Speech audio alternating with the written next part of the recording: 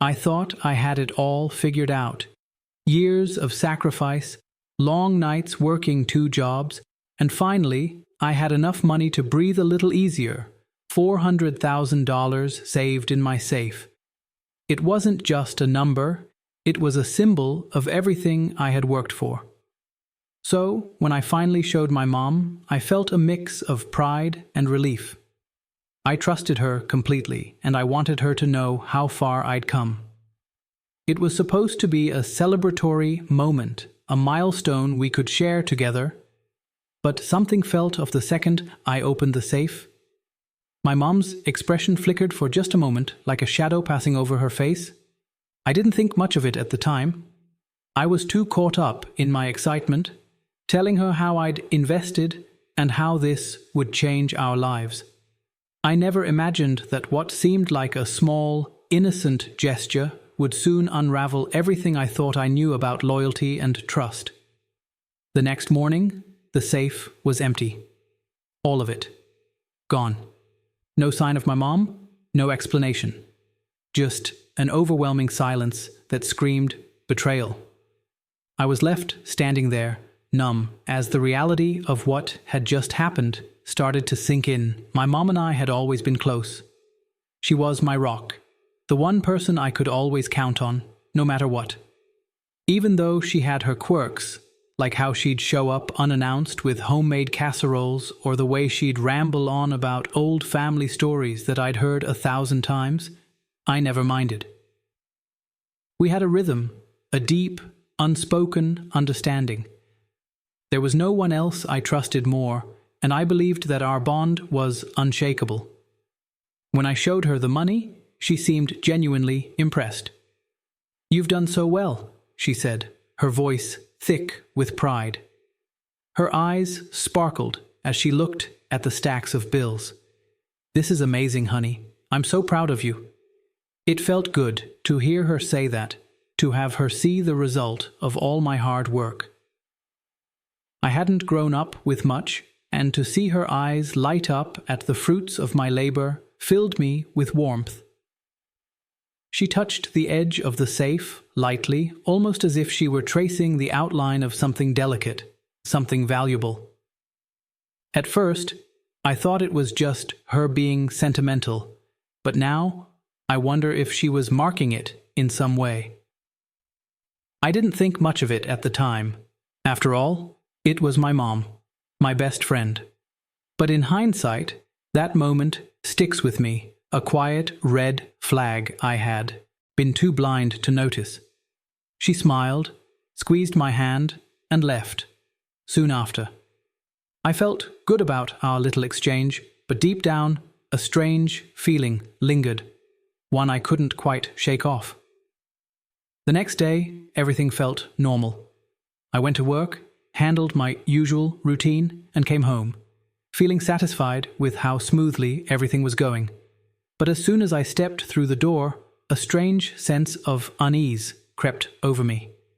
It was like something was off, but I couldn't pinpoint what. I sat down at my desk, scrolling through emails, when I decided to check my banking app. I was still riding the high of sharing my success with my mom, and I wanted to see how my investments were doing. But when the app loaded, my stomach dropped. 0. The balance that should have been there, gone. Every penny. My savings, my future, my security, all vanished. I sat there staring at the screen, my mind racing, my heart pounding in my chest. This wasn't a mistake. This wasn't a glitch. I froze, my hand trembling as I reached for my phone. I dialed my mom's number, but it went straight to voicemail. I tried again, and again. Nothing.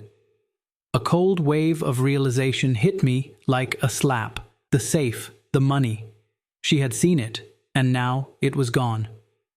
My mom had taken it. The disbelief twisted inside me. How could she? Why would she? I couldn't breathe. It didn't make sense. I stood up, pacing in tight circles, trying to make sense of it all. I felt like the floor had been ripped out from under me. My mind scrambled to make sense of the impossible. My mom? She had always been there, always, and now She had stolen everything. The betrayal cut deeper than I could ever have imagined. I tried calling her again, over and over. Each time it went straight to voicemail. My hands were shaking, heart racing as I listened to the same robotic greeting. The person you are trying to reach is unavailable. I dialed her home number. No answer. I tried her cell again. Nothing. My frustration began to mount, mixing with a sense of growing panic. Something was wrong. Something wasn't adding up. I called the bank, hoping for some sort of explanation, but they could only offer the same generic response. They confirmed that the money had been transferred out, but wouldn't provide any details beyond that. No answers, no leads. It was all pointing to her, but where was she? Where had my mom gone? I sank into the couch, trying to breathe, trying to think, but all I could do was replay the moments with her over and over in my mind. The pride in her eyes when she saw the money, the way she touched the safe, the odd way she left that evening. Had I missed something? Was she acting strange then? And then it hit me. There was a subtle change in her demeanor that night. A quick, almost imperceptible glance at the door, as if she was planning an escape, or even planning something bigger. She'd never been one for dramatic displays of emotion, but the way she left, it felt deliberate, like she knew exactly what she was doing. She wasn't just taking the money, she had been planning this. This wasn't a mistake, this was a calculated move. My mom had been playing a long game, and now I had to figure out where it was all leading. I drove home faster than I ever had before, my mind racing with a million thoughts. What would I say to her? How could she do this to me? The anger and confusion were boiling inside me, and I needed answers, desperately. I needed to see her face, to hear her explain why she had taken everything. But when I got home, the door was locked. I tried the key. Nothing. I felt a cold knot tighten in my chest as I let myself in. The house was eerily silent, empty. The smell of her perfume lingered in the air, but there was no sign of her. My heart pounded in my chest as I searched every room, my mind still struggling to comprehend what had happened. And then I found it. On the kitchen table, folded neatly, was a letter. I picked it up, hands trembling, and opened it. I'm sorry, but I need to do this. I need a fresh start. I can't explain why, but I'm leaving. Don't try to find me. Please. I hope you'll understand one day. The words blurred as I read them over and over. My mind couldn't process it. She took everything, my savings, my trust, and she left without even a second thought. No explanation, no apology. Just a few lines, as if it were nothing more than a casual note. I was left standing there, numb. The rage that had been simmering suddenly flared. This wasn't just a theft. This was a betrayal, a calculated, planned betrayal that cut deeper than any loss of money ever could. She hadn't just taken my savings, she had taken my entire world and walked away without a glance back. As I stood there, holding the letter in my trembling hands, the weight of everything crashing down on me, my phone suddenly rang. The caller ID was unfamiliar, a number I didn't recognize. Hesitantly, I answered. "Hello, is this protagonist's name?" A calm voice asked. "This is Thomas Reynolds. I'm the attorney for your late grandmother, Mrs. Grandmother's name." The words hit me like a wave. My grandmother? She had passed away? I barely had time to process the shock before he continued. "I'm sorry for your loss. I'm calling regarding her will. She's left you everything." I stood, frozen. Everything? My mind raced. "What do you mean, everything?" He proceeded to explain that my grandmother's estate included not only a substantial amount of money, but also properties, investments, and assets worth millions. A flood of disbelief and confusion washed over me. All this time, I had no idea. But there was more. As for your mother, the lawyer's voice grew more serious. She has been specifically excluded from the will due to her behavior over the years. Your grandmother was quite clear in her decision. She did not want her included. My heart stopped. My suspicions about my mom's motives suddenly clicked into place. It wasn't just about the money I had saved. It was about what she had known was coming. My mom had seen this inheritance as her golden ticket, and she had done whatever she could to get it, even if it meant betraying me. The mix of emotions I felt was overwhelming. Relief that I wasn't left completely empty-handed, but also a deep confusion. Had my grandmother seen this coming? Did she know exactly what my mother would do? The anger inside me was like a fire, but I knew this wasn't just about revenge. It was about making sure my mother understood the consequences of trying to steal from me, of betraying the trust I had given her. She had made her move, but now it was my turn to take control of the game.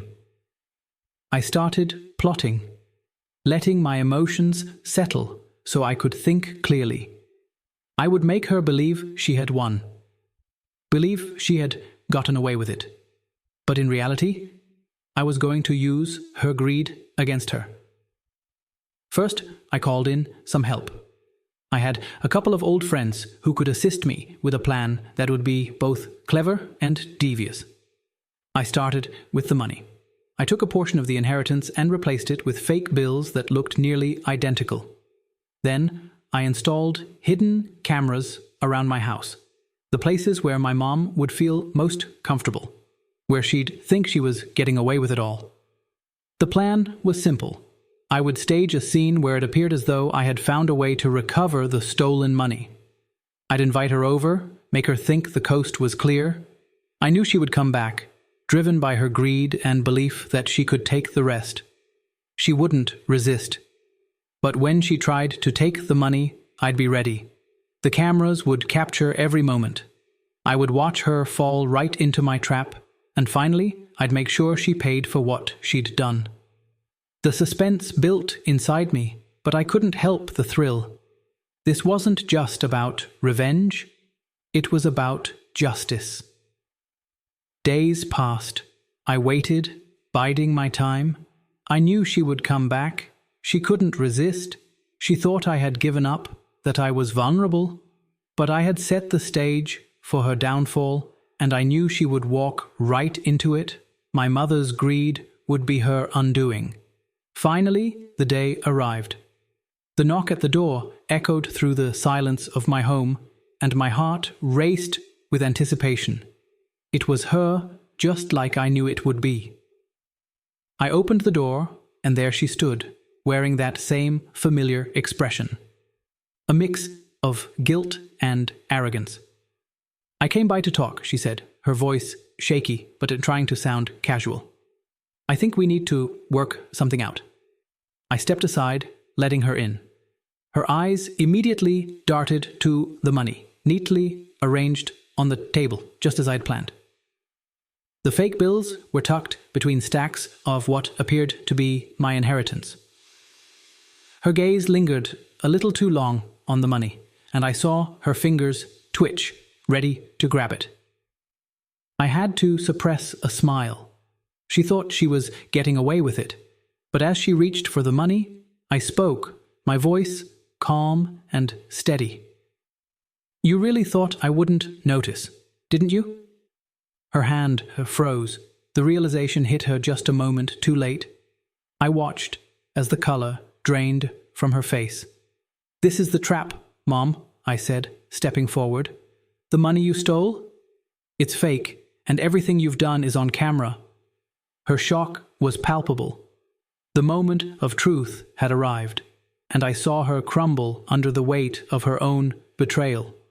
The trap had been sprung. I watched as my mother was led away, her face a mixture of disbelief and defeat. The cameras had captured every moment, the evidence irrefutable. The police had arrived, and the realization of her betrayal hit her like a wave. In the end, it wasn't about the money. It was about standing up for myself, for my right to be respected. As the days passed and the shock began to wear off, I reflected on everything that had happened. The betrayal stung in ways I hadn't expected. The pain of losing my mother, of having to confront her actions, left scars deeper than any financial loss ever could. I had trusted her completely. She was my mother, the person I thought I could always rely on. But now that trust was shattered beyond repair. The victory felt sweet, yes. I had outsmarted her, exposed her for who she truly was. But there was no real joy in it. I realized that some wounds can never fully heal, that the emotional toll of betrayal lingers long after the dust settles. I had learned hard lessons about trust, about greed, and about how easily someone could turn on you when they felt entitled to something that wasn't theirs. But the most important lesson? No one has the right to take what isn't theirs, no matter the relationship. And while I would never forget what happened, I knew that the power of trust and integrity was something I'd never let go of again. The consequences of betrayal are far-reaching. Sometimes the ones closest to you can hurt you the most, but that doesn't mean you have to let them win.